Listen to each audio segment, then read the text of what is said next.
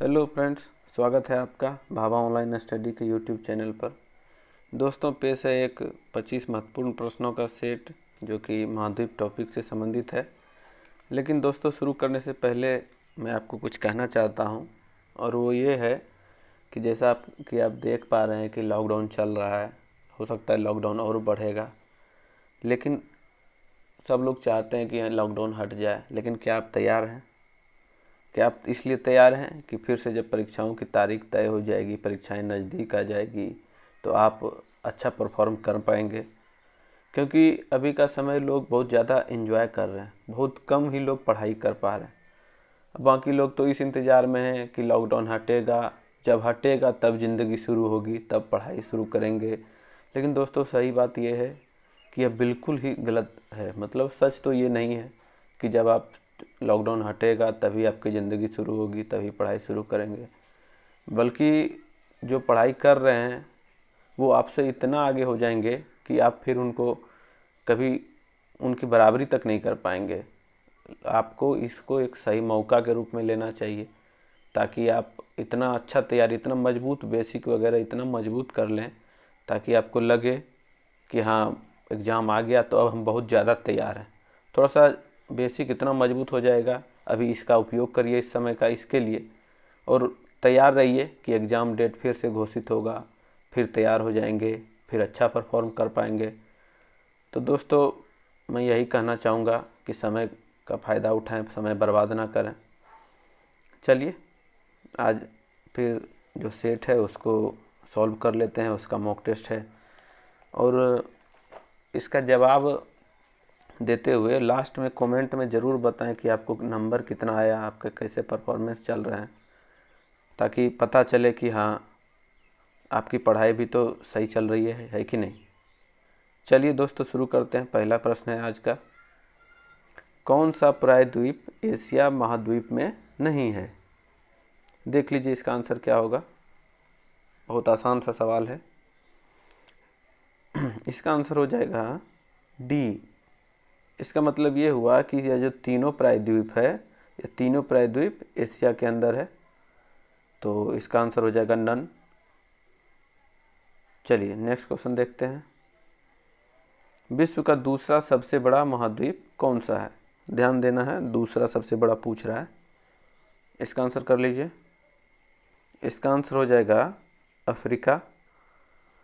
तो सबसे बड़ा तो एशिया है, यह आप जानते होंगे, एशिया सबसे बड़ा है। दूसरा अफ्रीका है, उसके बाद 3 नंबर में उत्तरी अमेरिका का स्थान आता है, 4 नंबर में दक्षिण अमेरिका का, 5वां में अंटार्कटिका का, और 6ठा में यूरोप, मतलब अंतिम से दूसरा, और सबसे छोटा ऑस्ट्रेलिया। ये आप जानते ही हैं। इसको ध्यान में रखेंगे, इस सीरीज कई बार आता है प्रश्न। चलिए अगला देखते हैं। कौन सा देश स्वर्णिम त्रिभुज के अंतर्गत नहीं आते हैं? इसका आंसर हो जाएगा ऑप्शन ए वियतनाम। वियतनाम जो है स्वर्णिम त्रिभुज के अंतर्गत नहीं आते हैं। तो दोस्तों, अब यहाँ पर ये देखना है कि स्वर्णिम त्रिभुज है क्या। तो आप जब देखिए, जब भी आप भूगोल का अध्ययन करिए तो मैप को ज़रूर देखिए। बिना मैप के आपका 10% भूगोल भी नहीं कवर हो पाएगा, 10% भी नहीं। इसीलिए मैप को ध्यान में रखना होगा। यह क्वेश्चन भी देखिए उसी से संबंधित है। स्वर्णिम त्रिभुज जो है, जब देखिएगा चाइना से जब मिकांग नदी है वो जब निकलती है, तो यह भारत के पूर्वी दिशा की बात कर रहे हैं, पूरब में। जब म्यांमार है, म्यांमार एक तरफ आपको यहाँ पर मिल जाएगा ऐसे करके थाईलैंड, और ऐसे लाओस, तीनों। तो ऐसे करके ये तीनों जो है देश की सीमा जो है मिकांग नदी, और एक नदी है रूक नदी बोल करके, उस दोनों के संगम पर ये तीनों देश है। ठीक है, तो उसी के कारण इसको स्वर्णिम त्रिभुज कहा जाता है, क्योंकि 3 देश है। चलिए अगला प्रश्न देख लीजिए। प्रायद्वीपों का महाद्वीप कहलाता है? इसका आंसर करिए। इसका आंसर बी नंबर हो जाएगा यूरोप। देखिए इसमें समझने वाली बात है, ये भूल ही नहीं सकते हैं, इस प्रकार हम बता दे रहे हैं। प्रायद्वीपों का महाद्वीप इसीलिए कहते हैं इसको क्योंकि यहाँ का जो भी देश है या जो भी देश है वो 3 तरफ से जल से घिरा हुआ है। अधिकतर देश, यूरोप का आप देखेंगे मैप में वो दिख जाएगा, अधिकतर देश उसका जो है 3 तरफ से जल से घिरा है।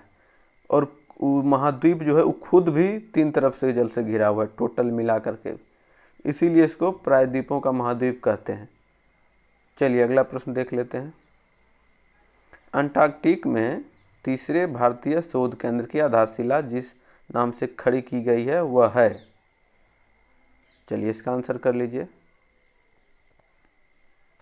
इसका आंसर हो जाएगा ए, भारती। भारती जो है तीसरा अनुसंधान संस्थान है अंटार्कटिका में भारत का। तो पहला कौन सा है? पहला है आपका दक्षिण गंगोत्री, जो कि आपको 1983 में वहाँ स्थापना किया गया था, जो कि अब बंद हो गया है इसे। उसके बाद दूसरा है आपका मैत्री, दूसरा आपका मैत्री है, जो कि ये भी आपको 1989 में, हाँ लेकिन ये अभी तक चालू है, अभी चालू है। उसके बाद तीसरा जो कि भारती है, तो इसको 2012 में किया गया था। ठीक है, भारती और मैत्री ये दोनों अभी चालू है, दोनों काम कर रहे हैं। तो काम क्या कर रहे हैं? काम वहाँ पर ये जो है शोध संस्थान क्या करता है कि जैसे कि भारत के नदी वगैरह में जो भी खनिज है, जो भी खनिज पाया जाता है, उससे वहाँ का जो भी खनिज पाया जाता है उससे इसका तुलनात्मक अध्ययन करता है कि क्या अंतर है यहाँ के जीवन में वहाँ के जीवन में। यही शोध किया जा रहा है। ठीक है, चलिए देख लेते हैं अगला प्रश्न है। अगला प्रश्न आपके सामने है, देख लीजिए इसको। निम्न महाद्वीपों के सबसे बड़े देश का मिलान करें। क्षेत्रफल में है, इसको ध्यान में रखना है, क्षेत्रफल में है। चलिए मिला लीजिए। देखिए एशिया का सबसे बड़ा देश चीन है। ठीक है, उत्तरी अमेरिका इसका हो जाएगा आपका कनाडा, जो कि विश्व का दूसरा सबसे बड़ा देश है, ये भी आप जानते होंगे। फिर दक्षिण अमेरिका इसका हो जाएगा ब्राज़ील, और यूरोप का हो जाएगा रूस। इस प्रकार से देखिए कौन सा ऑप्शन हो जाएगा, 1 3 4 2, 1 3 4 ए नंबर ऑप्शन है। ठीक है, चलिए देख लेते हैं अगला प्रश्न। निम्न में से किसे प्रकृति का सुरक्षा वॉल्व कहा जाता है? तो इसका आंसर कर लीजिए। सुरक्षा वॉल्व जो है वो ज्वालामुखी को कहा जाता है। ठीक है, चलिए अगला प्रश्न देख लेते हैं। आयरलैंड को एक एमराल्ड द्वीप के रूप में जानने का निम्न में से कौन सा कारक सबसे महत्वपूर्ण है?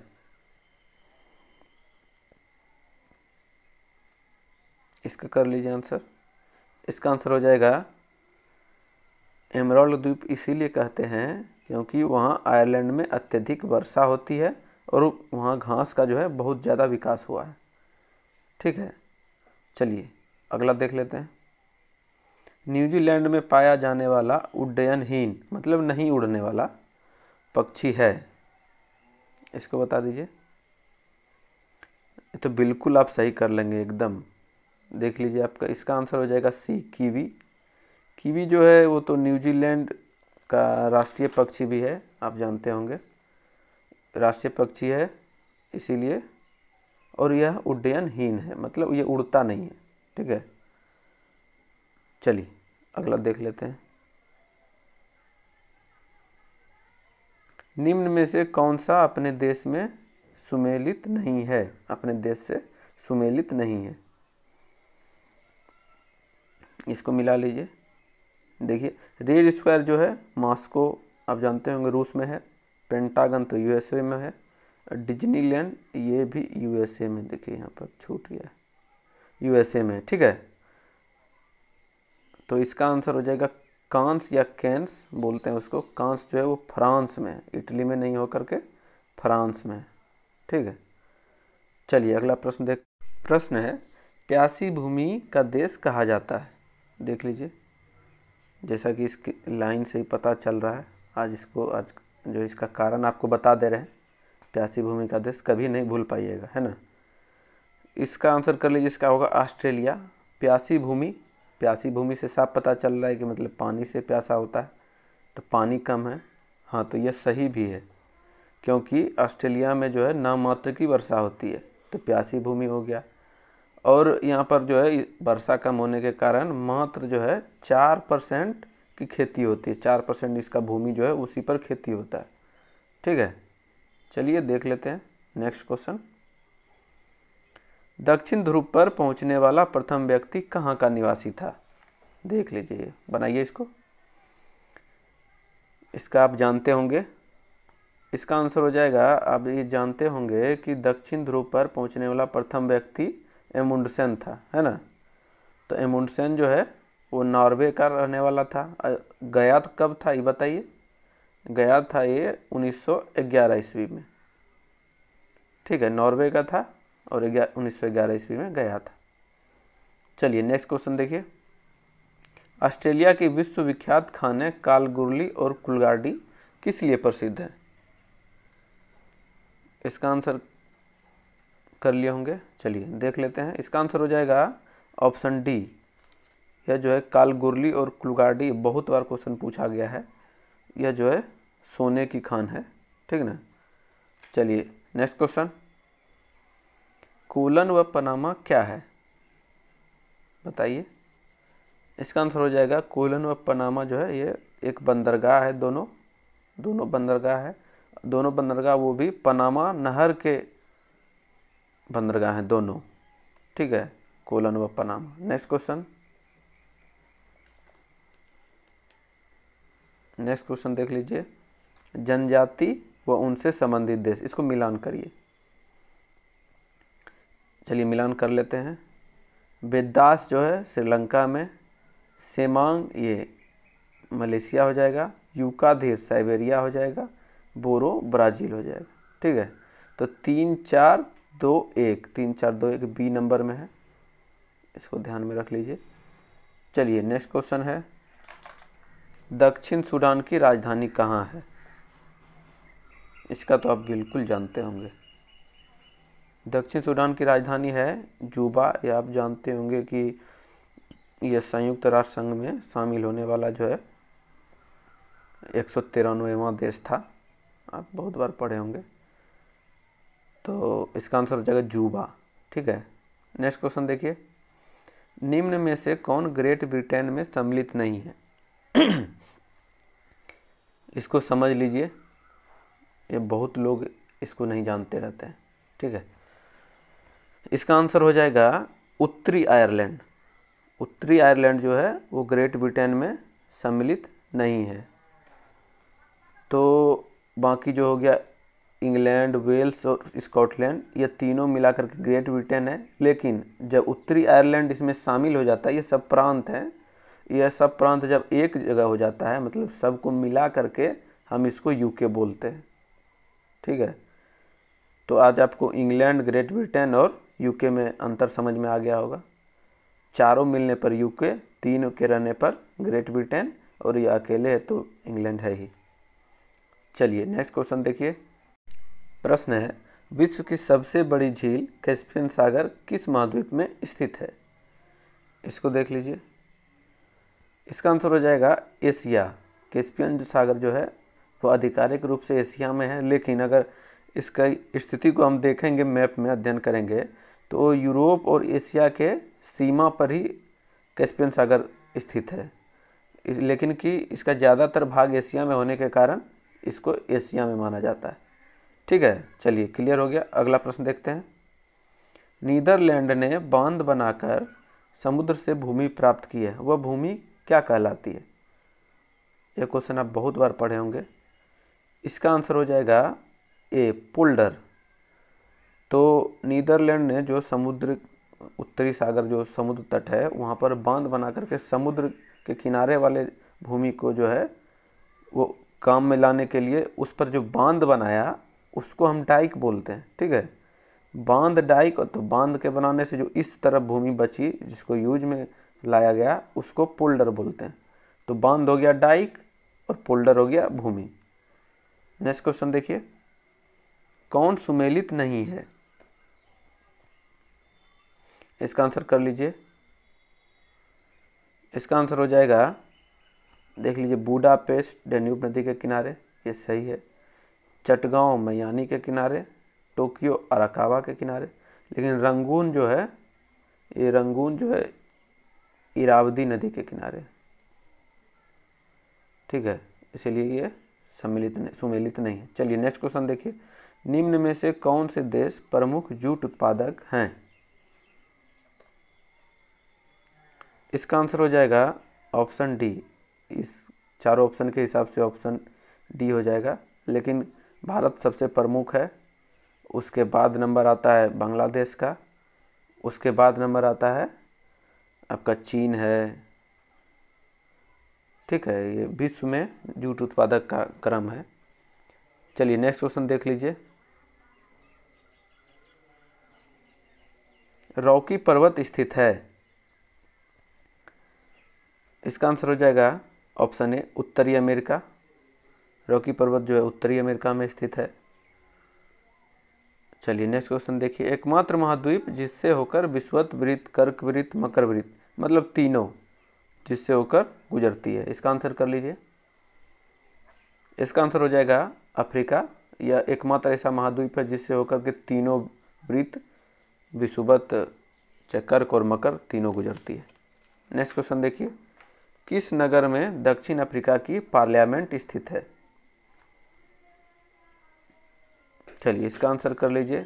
देखिए यहाँ पर दक्षिण अफ्रीका, इसकी राजधानी आप जानते होंगे, दक्षिण अफ्रीका की राजधानी प्रिटोरिया है, लेकिन इसका जो पार्लियामेंट है वो केप टाउन में स्थित है। यहाँ पर थोड़ा कन्फ्यूजन हो सकता है, इसीलिए इसको ध्यान में रखिए। प्रिटोरिया राजधानी है, लेकिन केप टाउन पार्लियामेंट। चलिए अगला क्वेश्चन, लास्ट क्वेश्चन देख लेते हैं आज का। जाफना प्रायद्वीप और श्रीलंका के मुख्य भूमि को जोड़ने वाले पास का नाम क्या है? चलिए इसका आंसर कर लीजिए। इसका आंसर तो आप बिल्कुल सही कर दिया होगा। इसका आंसर हो जाएगा एलिफेंटा पास, जो कि जाफना प्रायद्वीप और श्रीलंका को जोड़ने का काम करती है। दोस्तों कैसा लगा आज का ये क्वेश्चन, और आपके कितने नंबर आए कमेंट सेक्शन में ज़रूर कमेंट करें। और इसका पीडीएफ भी आपको मिल जाएगा, इसका जो डिस्क्रिप्शन है वहाँ पर लिंक दिया हुआ है, उससे डाउनलोड कर लीजिए। आप पहले सेट भी बना सकते हैं, उसके बाद इस नंबर मिलाइए, जांच लीजिए अपना। और दोस्तों इस चैनल पर आपको हर एक सब्जेक्ट का पढ़ाई बहुत ही अच्छे तरीके से कराया जाएगा। जैसा कि आप देख रहे होंगे कि क्वेश्चन का लेवल किस हिसाब का रहता है। तो आपको कुछ नहीं करना है, सिर्फ इतना करना है, अपना दोस्त लोग को इससे जोड़िए, शेयर करिए और सब्सक्राइब करिए, ताकि जो ज़्यादा से ज़्यादा हमको बताने का मौका मिले। चलिए धन्यवाद दोस्तों।